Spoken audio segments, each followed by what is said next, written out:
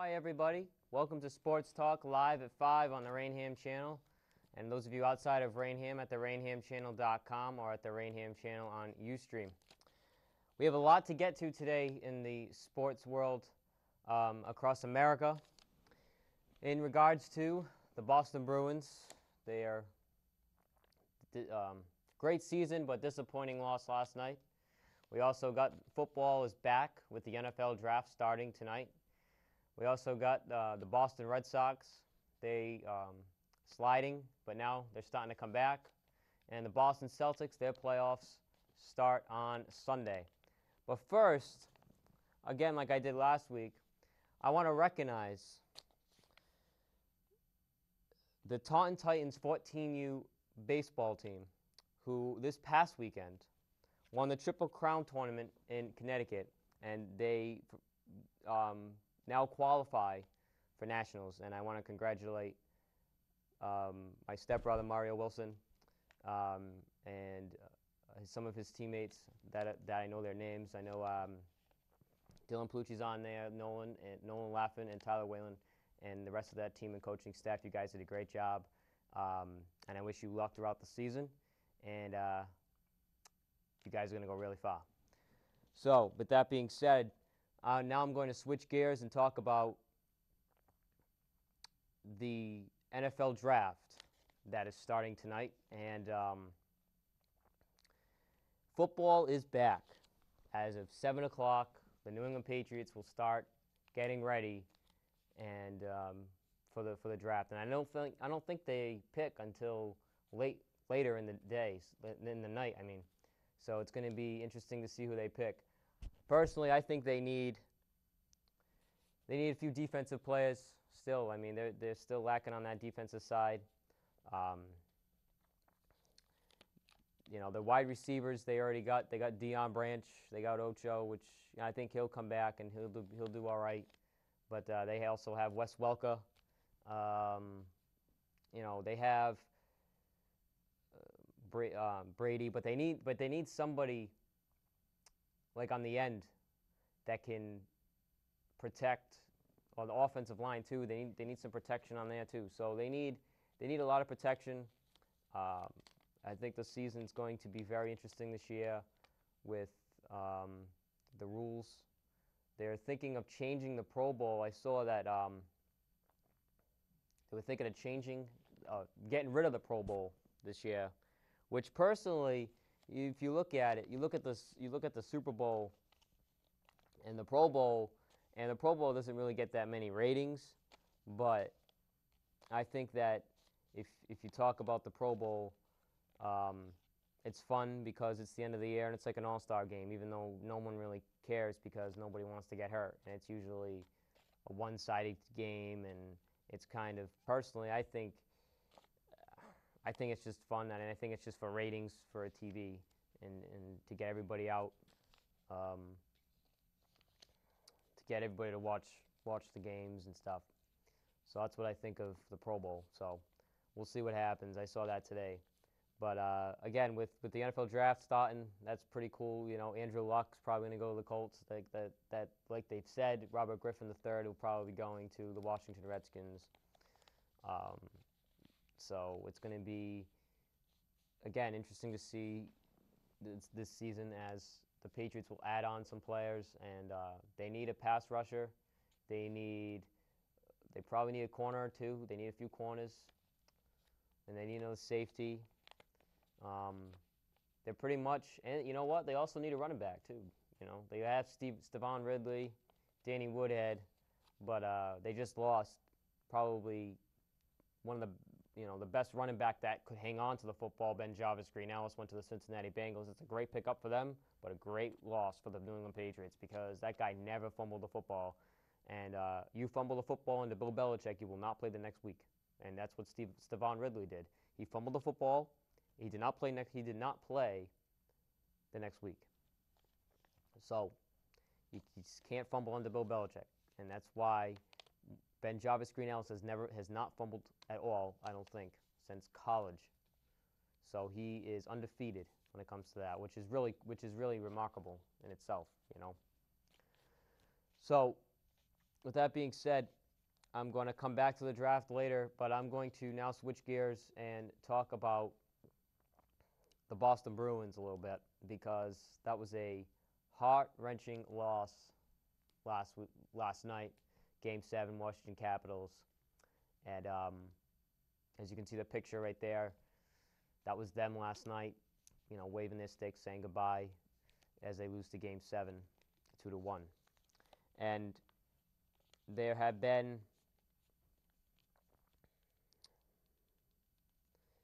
comments on Twitter because, and I forgot the person. Excuse me, but I forgot the person's name that scored the goal last night for the Washington Capitals.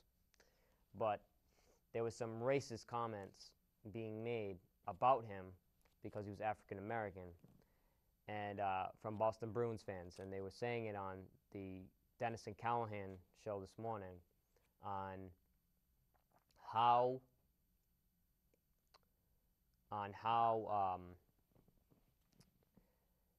people were reacting because Tim Thomas, how they were comparing how Tim Thomas didn't go to the White House because of Barack Obama. And honestly, I don't think he didn't go to the White House because he doesn't like the government. It didn't have anything to do with him. And they're saying that because the hockey player that scored last night, which I can't remember his name, when he scored, they're saying, oh, now that's Tim Thomas's. He's getting Tim Thomas back by having an African American score on him. So that's ridiculous. People tweeting that, and people were tweeting racist comments on Twitter and talking trash about the guy that scored it, and I think Twitter should probably delete those comments. You shouldn't trash talk like that because now it's viral, and people just say stupid things when they're drunk, and people just are rude even when they're not. But the bad and disgraceful Bruins fans, some of them are, and they came out last night and talking trash because the hockey player that scored the goal was African American. I mean, that's ridiculous. So I think when you live in this country, everybody's equal, everybody's together. So, and with the Bruins season, again, it was a great season.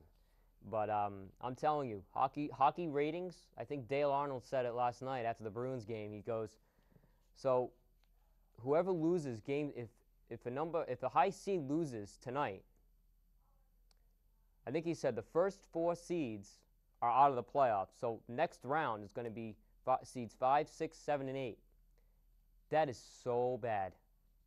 That is so bad for the National Hockey League. Hockey, in my opinion, isn't a popular sport to begin with.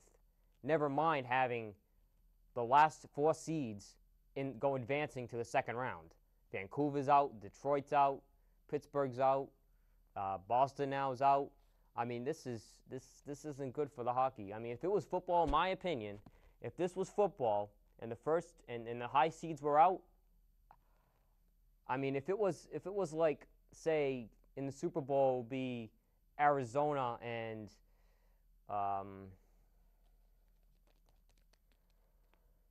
Arizona's a good team. If it was like Detroit and, say, San Diego, I mean, that's a good game, even though they're kind of both bad teams, or like Buffalo and Detroit, or something like that. It would still, I think, my opinion, would get more ratings than the second round of the hockey playoffs this year, because football is basically, I think, America's sport, because more people watch football than they do hockey.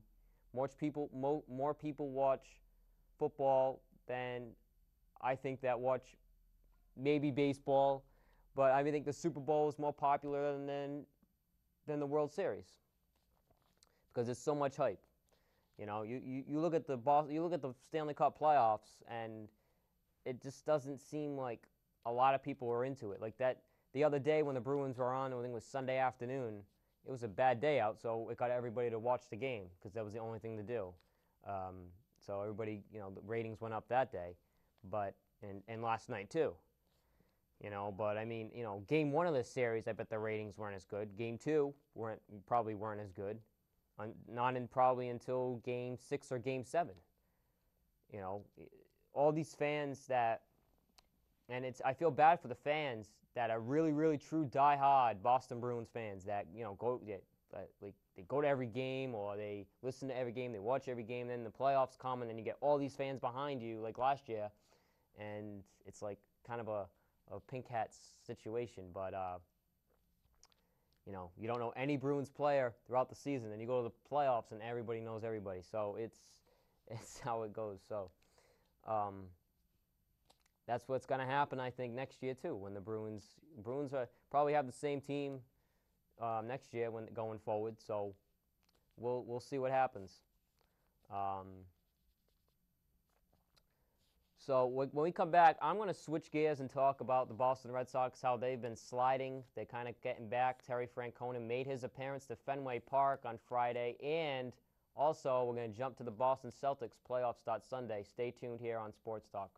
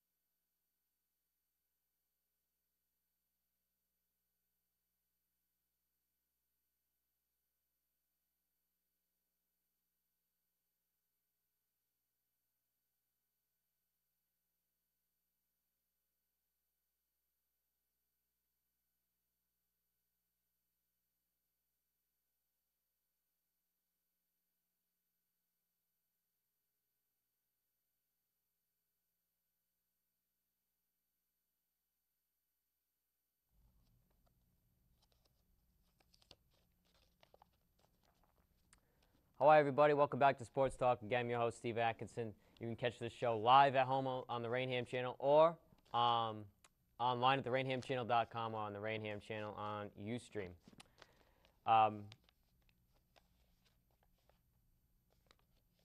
So, now I'm going to switch gears and talk about the Boston Red Sox. And Terry Francona changed his mind and went to the 100th anniversary celebration, I should say, at Fenway Park because he said he owed it to the fans. And again, I was listening to Felger and Maz, again, the best radio station, 98.5 The Sports Hub on Comcast Sportsnet, weekdays from 2 to 6. Monday, I was listening to Felger and Maz because Felger said that on Sunday night, the Red Sox got rained out because it was raining all day, whatever. So he was like, Felger said, Francona, it was Francona's 52nd birthday, I think it was, Sunday. And if the Red Sox were getting their butts kicked against the New York Yankees, the fans would be so mad. And I believe that they're going to be doing this even if Francona's not in the booth either. But it would have been really funny if the fans just started chanting, "We want Tito" or "We want Terry," and Terry's just sitting in the booth, and Bobby Valentine sitting in the dugout with his arms crossed, his legs crossed, his arms crossed, and just looking down and probably in disgust, and he probably would have walked out. And I mean, it's a total circus. It's a total circus right now in Boston.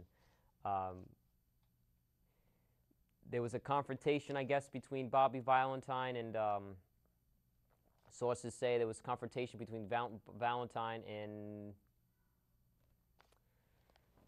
I want to say Mike Aviles, but I'm not sure during spring training because the players kind of got involved in it. You know what I mean? The players got involved, and Bobby Valentine had to apologize to the player because he said that because I guess the players made Bobby Valentine apologize. That is absolutely ridiculous. What I have to say to that is Bobby Valentine is the manager. He is the new coach. What he says goes. You know what I mean? So, like Felger said, again on Monday, he said to basically the Red Sox players, "You guys are overplayed. Why do that to? He's your manager. Why do that to him? Honestly, because he's." And of course, the sources deny, and the Red Sox deny that ever happening, but it's just total circus. They just swept the Twins this week. They won last night 7-6. They won 11-2 the other night, and Lester got his first win finally. So, they're hopefully they'll get on the right track. They're playing today, and the pitcher that threw a no-hitter last week is pitching today against the Boston Red Sox. So, again, very interesting stuff because Felix DeBrant is going on the mound for the Boston Red Sox tonight. So, again, the Red Sox, need to really get their heads out of their butt and stop playing baseball. And they're starting to do it.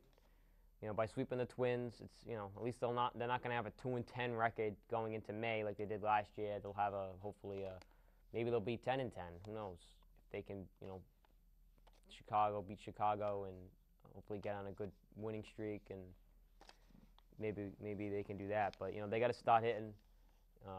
Cody Ross had 2 big home runs the other night, and that's how the Red Sox won the game the other night. You've got Cody Ross hit one, and then he had another one in the 9th inning. And then I think the player that's taking the most leadership right now is the designated hitter David Ortiz. David Ortiz is taking that leadership right now, and I think he's the guy that's really taking it in and saying, guess what?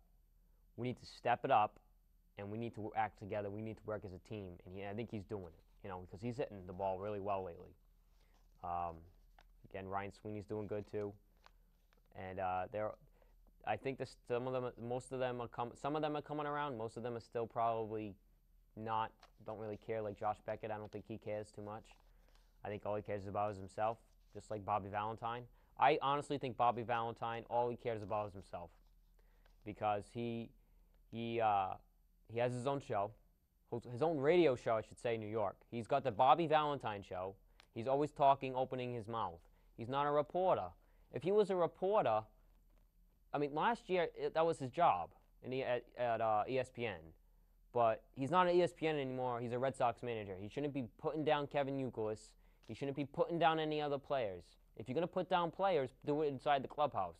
Don't voice it out. Don't voice it out to the media because you're part of it. Last year, you've been part of it before. You know how it's going to react inside the clubhouse. It's a distraction. That's why it's kind of a good and bad thing. They need Bobby Valentine because of the discipline, but it's also a bad thing because he doesn't know when to keep his mouth shut. then that's what happened. That's why I feel bad when, Terry Francona's not there. Because if you look at it, Francona let them kind of do whatever they wanted. And everybody took advantage of him. The pitchers took advantage. Beckett did. Beckett, Lackey, Lester, and Clay Buchholz, kind of. He was involved in that too. So, they took advantage of it. The players took advantage of it, and Francona even said it. So they lost that trust to him, and that's really too bad. And I'm just hoping they can turn things around, make it happen, and have a good season, because it's a long season. It's April 26th, and they go till like the end of September. So it's a long season, but they really need to start doing better things, because they're really slacking, and they need to step it up. So hopefully they do, and we'll see what happens. And I can't wait. I can't wait, though, for Terry Francona to do a game at Fenway Park. Red Sox getting their butts kicked. I agree with Felger 100%, and everybody's chanting. You know what? I can't wait when they do it. I swear he got the biggest ovation when Francona came out the other Friday with the 100th celebration, and he patted his heart, and everybody was chanting Tito. Personally, I think he got the biggest ovation, because you saw people come out of that tunnel area, and they didn't really know in center field, and they didn't really know who that was or whatever. It was really cool to see, Pedro Martinez and Nomar and Petrocelli was there, Buckner, Bobby Doerr was there, Johnny Pesky, Kevin Millar, Jerry Remy, Terry Francona. I mean, Terry Francona, to me, again, he got the biggest ovation. So people were saying bring Tito, and again, fans are gonna chant bring back Tito when they're getting blown out. I just feel it. And I know Bobby Valentine said he doesn't care what the fans think. He doesn't care what management thinks. He doesn't care what upper management, I should say, and ownership thinks. He cares more of what he knows, and he's got to do a better job. And he knows he's got to do a better job, but I think he has to. I think he's scared. I think he's, and I think a lot of people think that he's scared. He's scared that he doesn't know if he can fix what's been going on in that clubhouse for the last 8 years. He doesn't know if he can fix it. And it's kind of like the government right now, when Obama came into office, President Obama, I should say, came into office in 2008, he probably didn't know if he could fix this whole situation in 4 years. So, that's why it's hard to when something is just totally a mess and everybody's heads are like turned another way, it's hard to get them back in the same direction in 1 year. So I wish Bobby Valentine the best. I wish the Boston Red Sox best of luck. And we'll see what happens as we move forward. So I'm going to switch gears, and we're going to talk about the Boston Celtics. And the Boston Celtics playoffs start on Sunday. They play the Milwaukee Bucks tonight. I think this is the last game of the season. So, you know what? They're getting things together at the right time, and I had an article, Boston Globe, that said the Boston Celtics are the anti-Red Sox. And it was pretty interesting. I think the reason why it said that was because the Boston Red Sox are so messed up right now, and they're not even together. They're all in different directions, that the Boston Celtics are coming together at the right time. Everybody's playing well together, like Paul Pierce, Garnett, Rondo, Allen. They're all coming together, and they're all playing. And they're an old team, but like I've said before, they're coming together at the right time, playoff time, crunch time, and they're getting things done. So, the Celtics, again, in the playoffs, they're playing, I think, the Hawks to start off, and I don't know if they have home court yet. They're figuring that out tonight, I think. But again, I think the Hawks, they're a good team. I think they're 2-1 in the series against them, the season series. Not really sure, but I think it's like 2-1 or something like that. So, yeah, the Celtics, if they can, they'll win the first round. They'll get past the Atlanta Hawks. They'll win that. But as they go up, I think they could make it. My opinion, I think they could beat the Miami Heat. Honestly, I think the Miami Heat, and I like the Miami Heat too, by the way. But personally, I think that they're probably cocky, like especially LeBron, who wants to win a ring. He wants to do this. He wants to do that, and I think he's so intimidating and he's so attention giving and he's such a baby when it comes to the playoffs that can't concentrate and he can't perform at a high level in playoff time. We saw that last year in the NBA Finals. He could not perform at a performance level where that you are going to win a championship, and that's how the Dallas Mavericks won the finals last year. So that's it's going to be very interesting to see what happens. I just want to tell you guys that tomorrow night, I'm going to switch and talk about one thing for a second. Benjamin's Restaurant, which I work at, is doing a Friday night buffet, and they have one at the end of Friday they have one every Friday at the end of the month, and it's $20 all you can eat. It's from 5 to 8 o'clock, and there's entertainment from 8:30 to midnight. So make sure you go to Benjamin's Restaurant tomorrow night and check that out. So, fastest 2 minutes. Here we go. Everything I talked about in 2 minutes, and I'm going to start what I said right at the beginning of the show, recognizing the Taunton 14U baseball team for winning the Triple Crown tournament in Connecticut. Wish you guys luck throughout the season. You guys qualified for nationals, and I wish you luck. Congratulations, players and coaches. I also want to say the Boston Bruins. Congratulations on a great season, even though you lost. It's all right. You still have next year, and hopefully you'll be back this time next year, and you probably will be. The Red Sox, again, they need to wake up. Wake up and smell the coffee, basically, because it's not going really well. And the NFL draft starts tonight, I think, at 8 o'clock. And the Patriots need to pick up some things. They need some other players and stuff, so we'll see what happens with that. And the Boston Celtics playoffs start on Sunday, so hopefully they'll make it far in the playoffs. So that's going to do it for me from Sports Talk. At 6 o'clock tonight, the Negotiators should be on here on the Raynham channel live, so make sure you stick around. That's from me from Sports Talk next week.